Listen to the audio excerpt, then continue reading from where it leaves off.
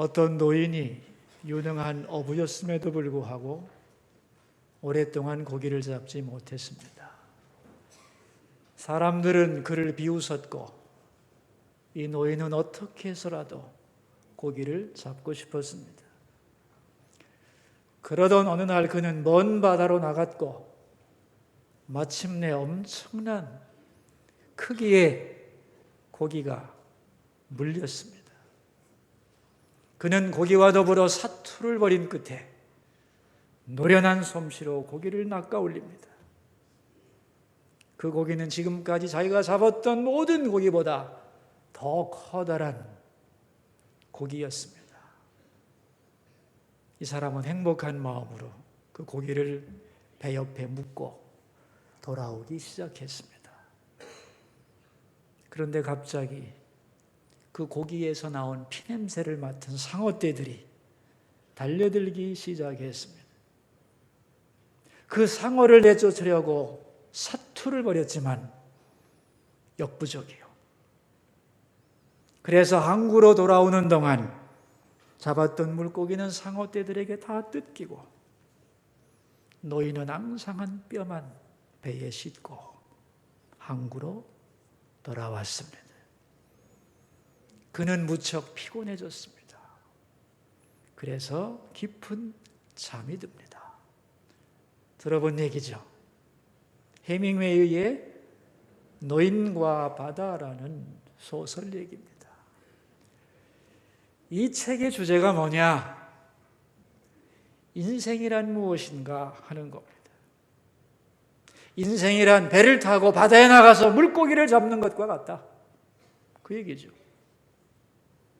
인간은 무엇인가 큰 것을 노리고 그것을 잡으려고 꿈을 꿉니다. 그리고 그걸 얻기 위해 사투를 벌이죠. 그리고 그것을 얻은 것 같습니다. 잠시 동안 성취의 기쁨을 누리는 겁니다. 그러나 결국 모든 것은 다 누구에겐가 뜯겨 먹힙니다. 남은 것은 앙상한 뼈뿐이요. 그러는 중에 어느새 노인이 되는 겁니다. 결국 이루어 놓은 업적이라고 하는 것은 추억에 머물 뿐이고 남들은 그것을 지나가는 말로 언급할 뿐이죠.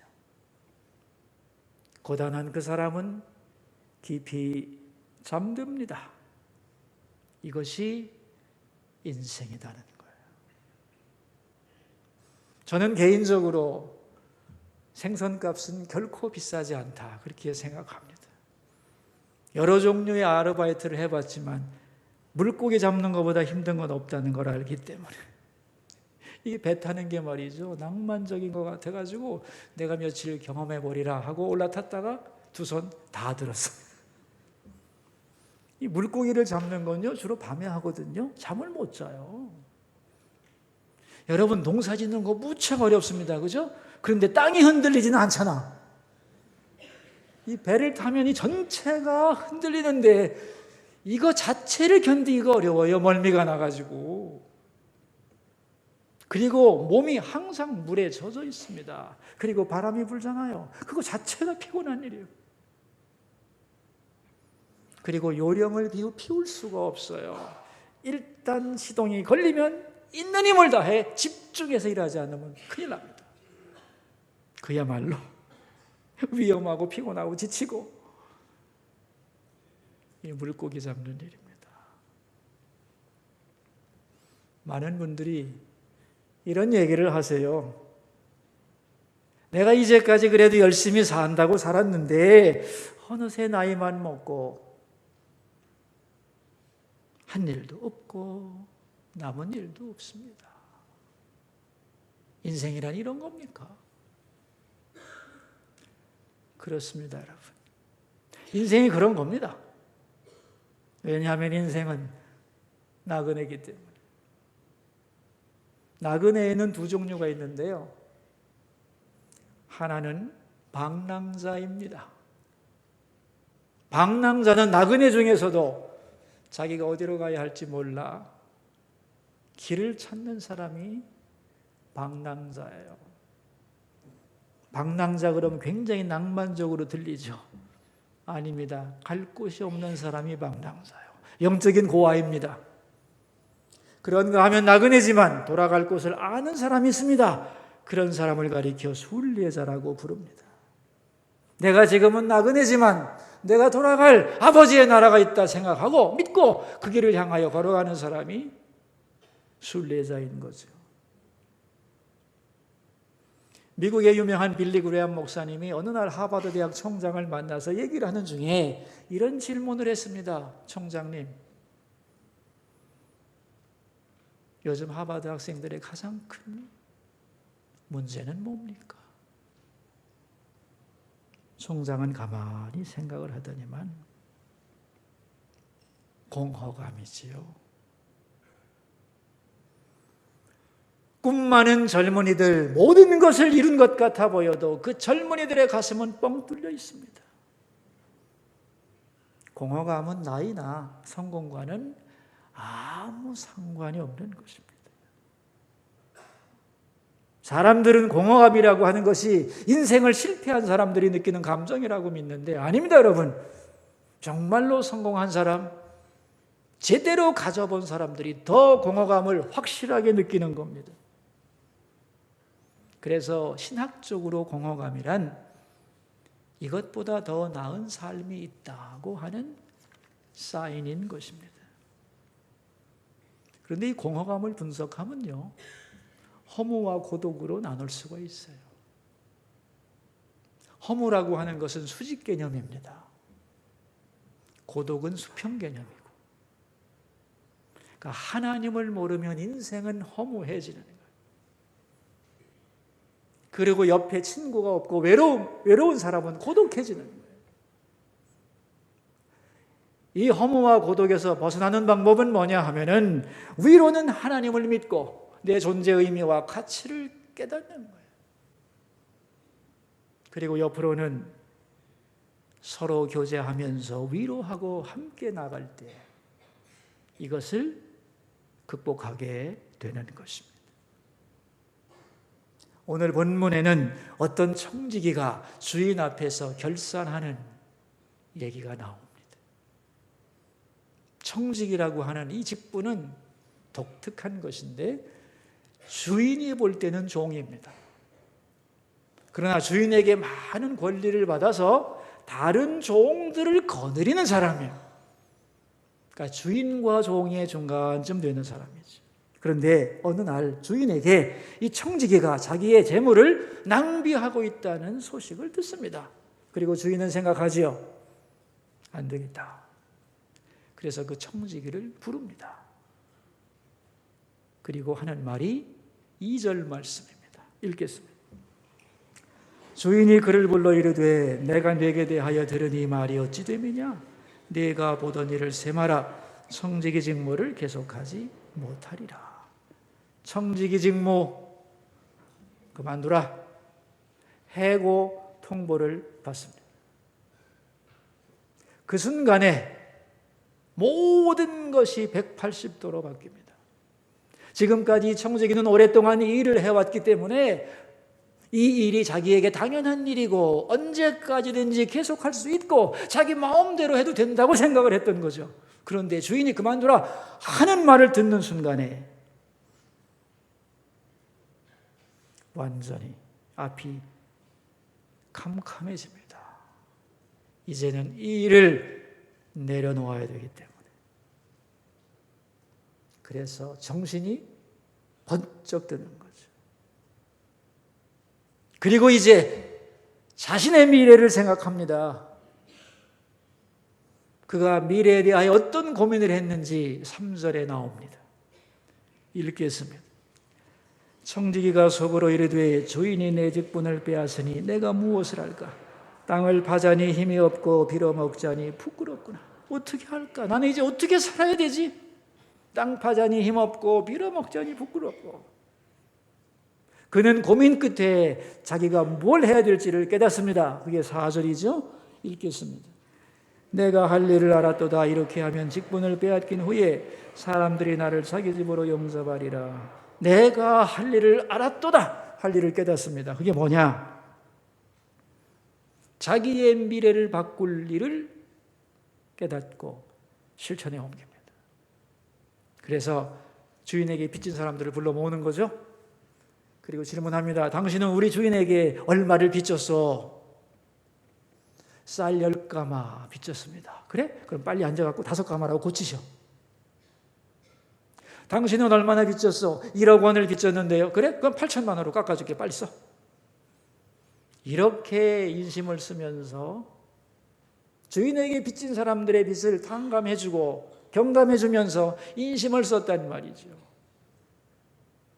왜 그랬느냐? 계산이 있었죠. 자기가 이제 청지기직을 그만두고 업자가 됐을 때 사람들이 나를 자기 집으로 영접하리라. 내가 높을 때, 힘 있을 때 봐줬으니까 신세진 사람들이 나를 무시하지 않고 잘 대해주리라 고 생각을 했다는 거죠. 자, 여러분 질문하겠습니다. 제가 이 청지기가 한 일이 잘한 일인가요? 못한 일인가요? 잘한 일일까요? 못한 일일까요? 확신이 안 섭니까? 잘못한 거죠. 주인 걸 가지고 허락 없이 자기 마음대로 고쳤으니 공문서 위조고 알면서 손에 끼쳤으니 배임죄에 해당합니다. 주인이 이 사람의 잘못을 몰랐느냐? 알았습니다. 그래서 8절에 보면 주인이 이 옳지 않은 청지기가 그랬어요. 옳지 않다는 거예요, 청지기가 한 일이. 그런데 일을 지혜롭게 했다는 것입니다. 자, 옳지는 않지만 꽤 똑똑한 짓을 했다는 거예요. 지혜롭다고 말한 이유가 무엇일까? 3가지만 생각하겠습니다. 첫째는 자기 잘못을 인정하는 거예요. 그만두라 그랬더니 그게 아닙니다 주인님, 오해입니다, 누가 모함한 것입니다.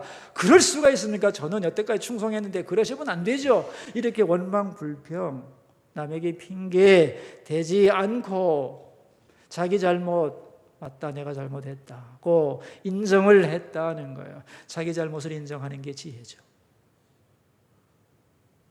둘째는 모든 것이 주인의 것임을 고백합니다. 지금까지 누렸던 청지기의 직분과 그가 누렸던 권리, 모든 것이 내 것이 아니라는 것을 깨닫습니다. 그게 지혜입니다.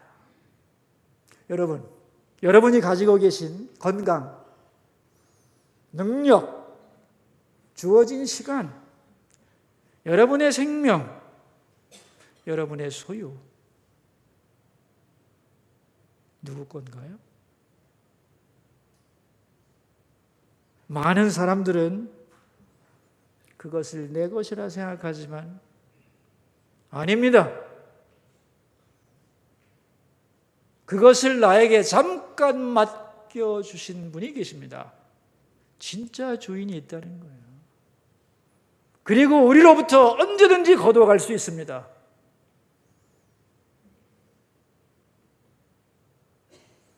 그런데 사람들이 머리로는 알아. 마음으로 인정을 안 해서 문제예요.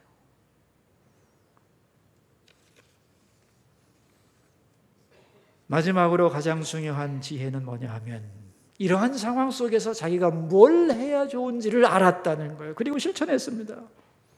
내가 해야 할 일을 알았도다 그랬어요.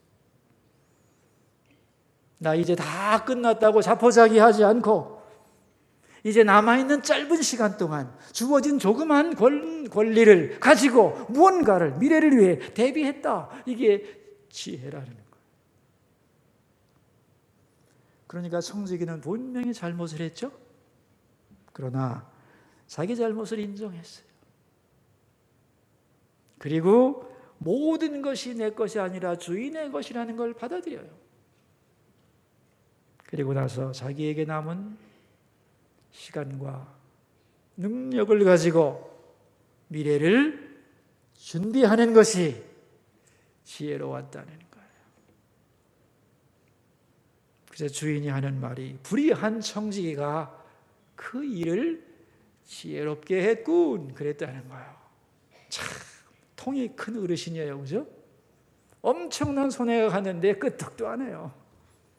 그 청지기 옳지는 않지만 집단에는 똑똑한 짓을 했구만 하고 웃어넘겼다는 거예요. 이렇게 말해놓고 이제 예수님은 이걸 근거로 8절 말씀을 하십니다. 같이 읽겠습니다. 주인이 이 옳지 않은 청지기가 이를 지혜 있게 하였으므로 칭찬하였으니 이 세대의 아들들이 자기 시대에 있어서는 빛의 아들들보다 더 지혜로움이니라. 여기 이 세대의 아들들이라는 말이 있어요. 이게 누구냐면은 하나님을 모르는 이 세상 사람들, 이게 이 세대의 아들들이에요. 또 빛의 아들들은 누구냐 그럼 하나님을 믿는 하나님의 자녀들을 말하는 거예요. 그러니까 이 세상 사람들 참 똑똑하다. 하나님의 자녀들보다 훨씬 똑똑하다. 이 세상 사람들이 말이지 자기들의 미래를 위하여 얼마나 철저히 잘 준비하는지 모른다. 그런 말이에요. 그들이 뭘 가지고 미래를 준비하느냐 하면은 9절 말씀에 같이 읽겠어요. 내가 너희에게 말하노니 불의의 재물로 친구를 사귀라 그랬어요. 불의의 재물을 가지고 이 시대의 아들들은 참 지혜롭구나. 여러분, 여기서 불의의 재물이란 말이 뭘까요? 남의 돈을 훔쳤다는 뜻일까요, 이게? 그렇지 않습니다.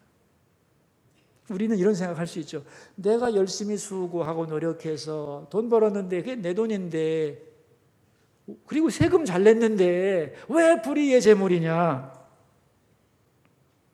그러나 여러분, 하나님이 보실 때는요, 그 돈 벌게 해준 게 하나님입니다. 생명 주고 능력 주고 기회 주고 열매 맺게 하고 벌게 해주지 않으면 벌 수 없습니다. 그런데 사람들은 그렇게 생각을 안 해요. 내 능력으로 내가 벌었다 생각하고 이건 내 거라고 생각하고 자기 마음대로 사용한다는 거예요. 진짜 주인은 따로 있는데, 그래서 그걸 불의한 재물이라고 부르는 거예요. 진정한 주인을 인정하지 않기 때문에 불의한 재물이요. 그러나 그것을 가지고 자기의 미래를 준비하는 건 지혜롭다는 거예요. 그러면서 이제 예수님은 안타까운 마음으로 말씀하세요. 오늘 본문에서 예수님의 이 안타까운 마음이 느껴져야 돼요.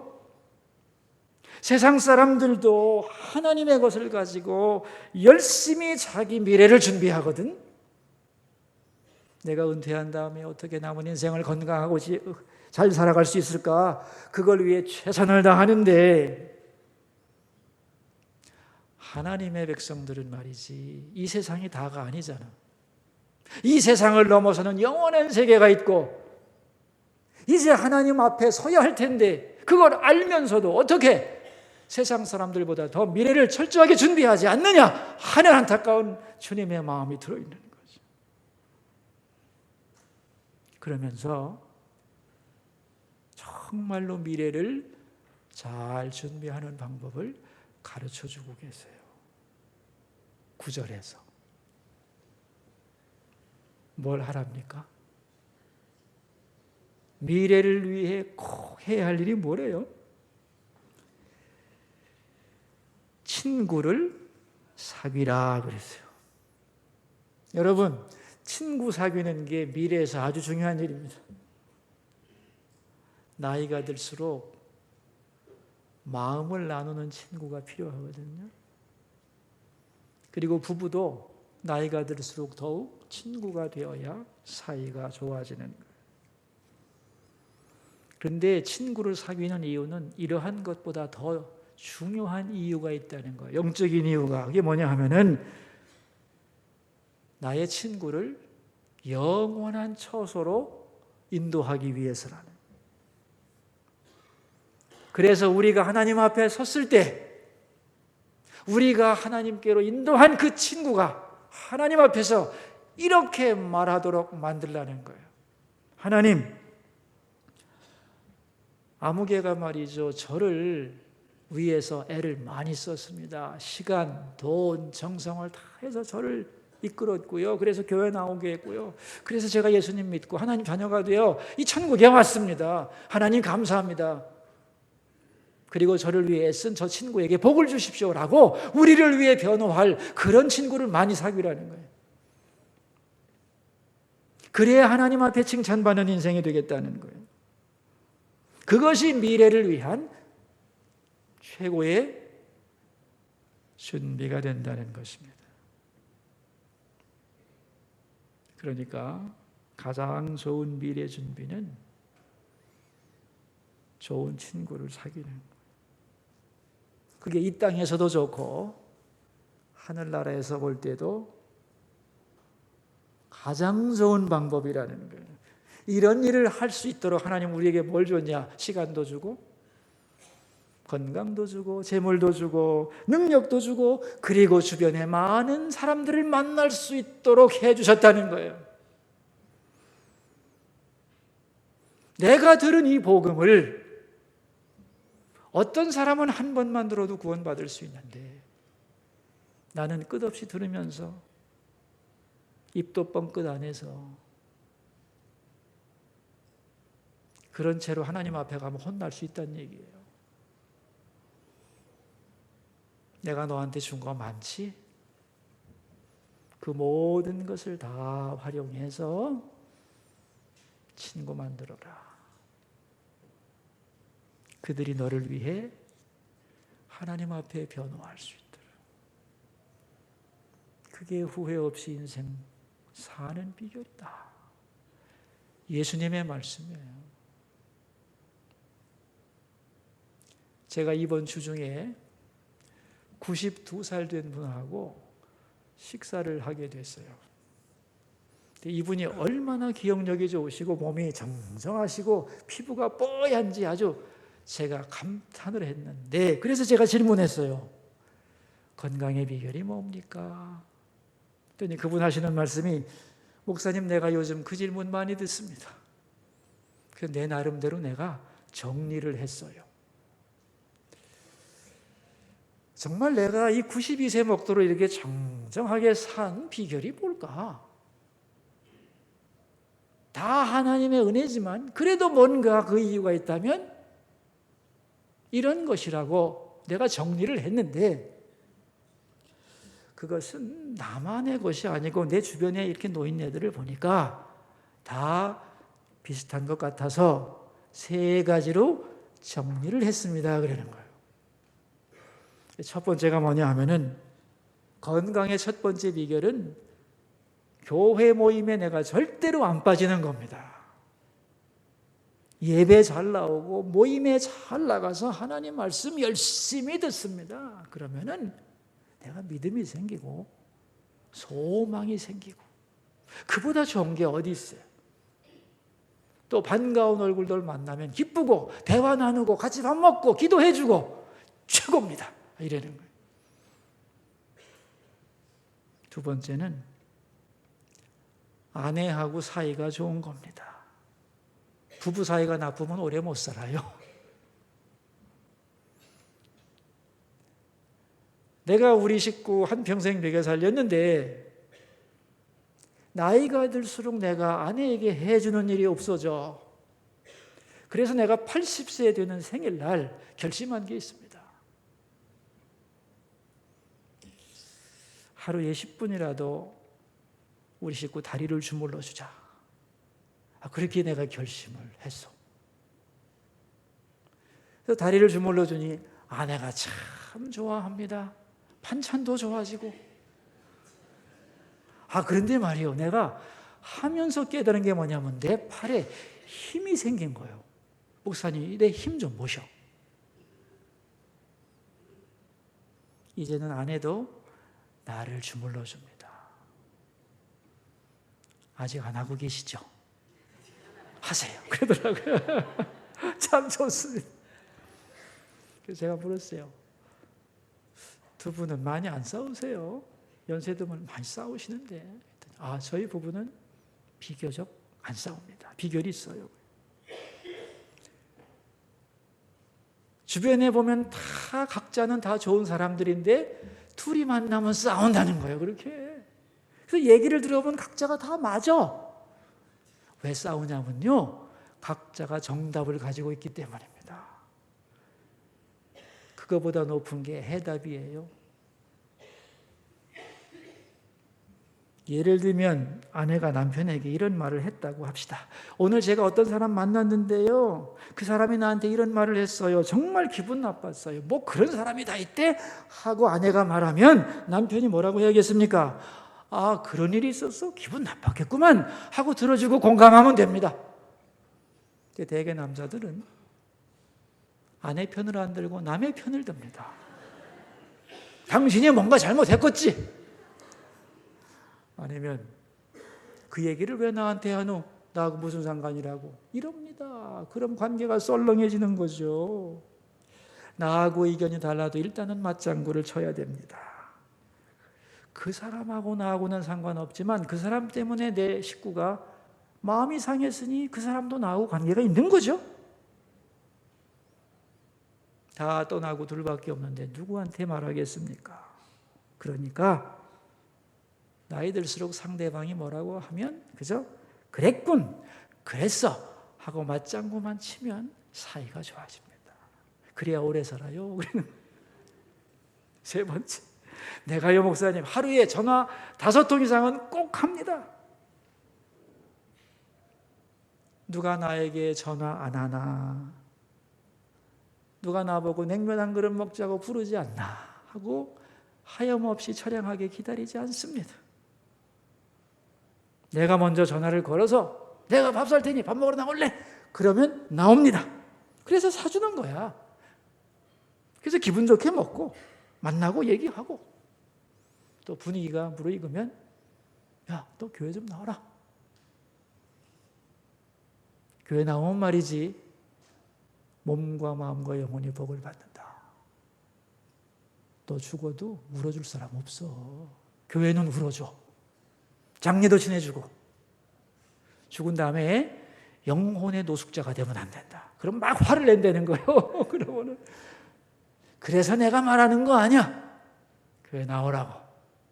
나하고 같이 신앙생활 하자. 그래서 내가 전도 요즘에 많이 합니다. 그러는 거예요.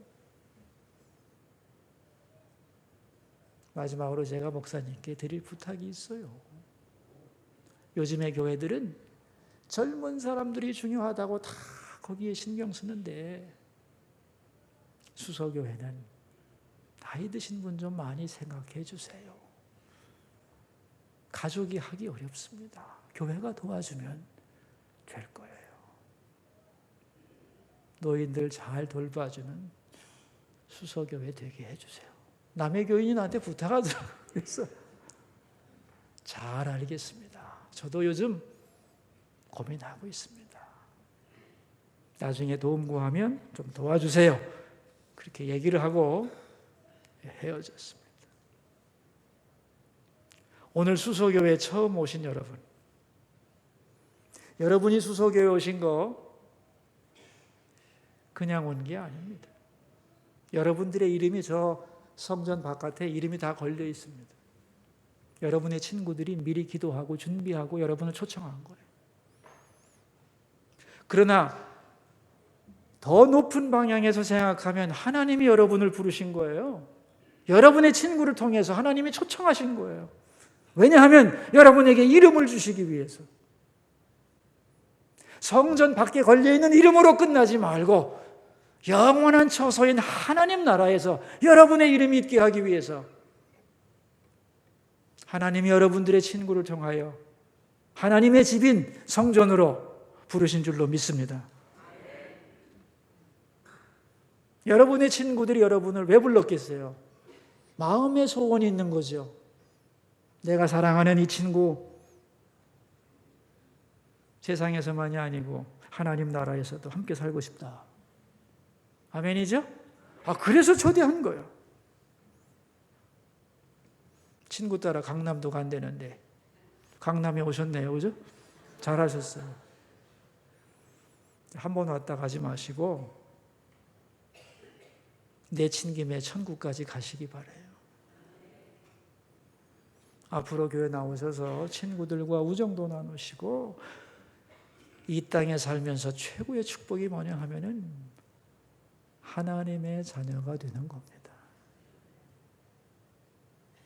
영원한 아버지 집에 갈 수 있는 은총을 입는 것이 이 땅에 살며 받을 수 있는 최고의 복이라는 걸 아시고 그 은혜 다 누리시는 여러분 되시기를 주의 이름으로 축원합니다. 기도하겠습니다. 우리 세 가지 기도 제목을 가지고 기도하며 주님 앞으로 나가겠습니다. 우리 다 소리를 내서 자기 소리가 자기 귀에 들릴 정도로 소리내서 기도하겠습니다. 첫 번째 기도 제목입니다. 오늘 본문에 나온 청지기처럼 내 인생의 주인이 있음을 고백하게 하소서. 나를 이 세상에 보내시고 모든 것을 맡겨주시고 다시 불러주시는 하나님을 인정하는 삶을 살게 해주소서. 기도하겠습니다. 하나님 아버지, 오늘 우리는 어떤 청지기에 대하여 말씀을 나누었습니다. 이 청지기는 자기가 하는 일이 언제나 계속될 것 같이 생각했고 모든 것을 자기 마음대로 해도 되는 줄 알았습니다. 그러나 주인이 그만두라는 말을 하는 순간 모든 것이 갑자기 끝날 수 있으며 내가 가졌던 모든 것이 사실은 자신의 것이 아님을 알게 되었습니다. 우리에게 생명을 주시고 모든 것을 맡겨주시고 때가 되면 다시 부르시는 하나님이 계심을 알고 고백하고 인정하는 인생이 되게 해 주소서. 두 번째 기도 제목입니다. 나그네 인생을 살아가고 있습니다. 그런데 어디로 가야 할지 모르는 방랑자가 되지 않고 돌아갈 고향이 있는 순례자가 되게 해 주소서. 기도하겠습니다. 하나님 아버지, 우리는 이 세상을 언젠가는 떠나야 한다는 것을 확실히 알고 있습니다. 그러나 그 후에는 어디로 가는 것입니까? 내가 세상을 떠나 어디로 가야 하는지 모른다면 나는 방랑자일 뿐입니다. 내가 가야 할 영원한 처소, 아버지 하나님의 나라가 있음을 안다면 나는 순례자입니다. 예수님 믿고 하나님 자녀가 되어 영원한 처소 하나님 나라에 들어가게 하소서. 돌아갈 곳을 알지 못하는 고와 같은 인생을 살지 않게 해 주소서. 세 번째 기도 제목입니다. 친구들을 영원한 처소로 인도하는 우리가 되게 해 주시고 우리 친구들이 예수님 믿고 우리와 함께 하나님 나라에서 살게 해 주소서. 기도하겠습니다. 하나님 아버지, 우리에게 친구를 주시고 주변에 많은 만남의 교제권을 주셔서 감사드립니다. 그 중에 몇몇 친구들이 예수님께 나왔습니다. 그들의 마음을 열어주시고 나와 같이 하나님의 자녀가 되게 하여 주소서.